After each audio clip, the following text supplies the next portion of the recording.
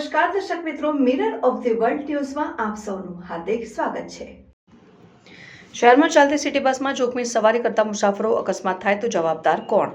શહેરીજનોને એક સ્થળેથી બીજા સ્થળે લાવવા લઈ જવા માટે વિનાયક લોજિસ્ટિક્સ જે અગાઉ વિડકોસ નામે હતી તેને ઇજારો આપવામાં આવેલો હોય તે સિટી બસો ચાલી રહી છે। સામાન્ય રીતે બેસવાની સીટ કરતા આડેધડ મુસાફરો બેસાડવામાં આવે છે। જોખમી રીતે મુસાફરો દરવાજામાં ઠસોઠસ રીતે મુસાફરી કરતા નજરે પડી રહ્યા છે। જો જરાક પણ ધક્કો વાગે તો મુસાફરોનો જીવ જોખમાઈ શકે, સાથે જ અન્ય લોકો માટે પણ જોખમી સ્થિતિ અથવા તો અકસ્માતની પરિસ્થિતિ ઉદ્ભવી શકે છે। તેમ છતાં ટ્રાફિક વિભાગ કે વિનાયક લોજિસ્ટિક અને વડોદરા મહાનગરપાલિકાના પદાધિકારીઓને નથી દેખાતું।